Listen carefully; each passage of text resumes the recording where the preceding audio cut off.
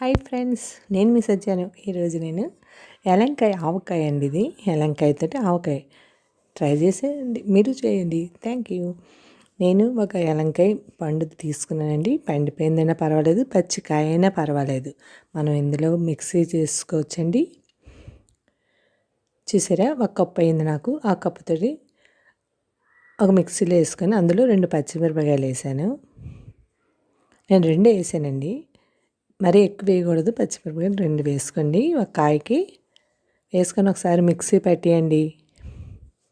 ఇలా మిక్సీ పట్టేసుకొని మనం శుభ్రంగా కలుపుకొని పక్కన పెట్టుకోవాలండి. ఇది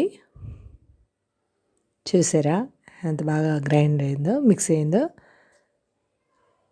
ఇది పక్కన పెట్టుకొని ఒక తాలింపు పెనం పెట్టుకొని అందులో ఏ కప్పుతో మనం వేసామో ఆ కప్పుతో నూనె వేయాలండి. ఏ కప్పుతో ముద్ద వేసామో అదే అలాంటి గిన్నెతోటే మన నూనె కూడా పడుతుందండి.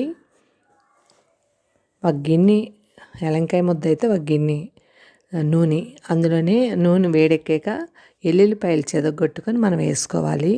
అందులోనే కొద్ది కరివేపాకు వేసి వేయించుకోండి ఒకసారి. చిన్న నిమ్మ ఉప్పు అండి, నిమ్మ ఉప్పు అంటారు కదా, అది చిన్నది ఎక్కువ వేసుకోకూడదండి. 2-3 గింజలు ఉండేలా వేసుకోండి. దానికి 1 కప్పు కారం, కూడా కప్పుతో కారం వేసాను, అదే కప్పుతోటి ఉప్పు కూడా వేయాలి. అంటే కొద్దిగా ఉప్పు తగ్గించుకోండి మీరు, అంటే ఒక్కొక్క సాల్ట్ ఘాటు ఎక్కువగా ఉంటుంది. 2 స్పూన్లు పంచదార కూడా వేసుకొని మనం బాగా ఆపివ్వాలండి. స్టవ్ ఆపేసి ఈ కారం అన్నీ కలుపుకొని ఉంచుకోవాలి. ఆ వేడి నూనెలోనే ఈ కారం అంతా పచ్చివాసన పోతుంది. ఇది కొద్దిగా చల్లారాక మనం ఈ ఎలం ముద్ద వేసి ఇవ్వాలండి. ఎలం ముద్ద వేసేటప్పుడు గట్టిగా కదండి ఆడాం మనం. ఈ గట్టిగా కాకుండా కొద్దిగా మిక్సీ జారు కూడా నీళ్లు కొద్దిగా వేసుకొని కడుక్కొని అందులో వేసుకోవచ్చండి. మరీ జారుగా కాదు, కొద్దిగా వేసుకోవాలి నీళ్ళు. అంటే ఆ వేడికి అది మగ్గిపోతుంది ఆవకాయ. ఇది 1-2 నెలలు ఉంటుందండి. చూసారా, ఇలా కొద్దిగా నీళ్ళు ఎక్కువద్దు వేసుకొని ఇలా కలిపేసుకోండి. చూసారా ఎంత టేస్టీ అయినా ఎలంకాయ ఆవకాయ రెడీ అయిపోయింది. మీరు టేస్ట్ చేసేయండి, చూసి మీరు అన్నంలో కలిపేసుకొని తినేయండి. Thank you.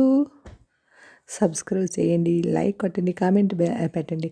ఈ ఓన్లీ రైస్కి బాగుంటుందండి, చపాతీ వాటికి పెద్ద బాగోదు టేస్ట్. కానీ చపాతీకి వాటికి కూడా రోల్లో చుట్టుకొని లోపల రాసుకొని రోల్లో చుట్టుకొని తింటే బాగుంటుంది. Thank you, bye.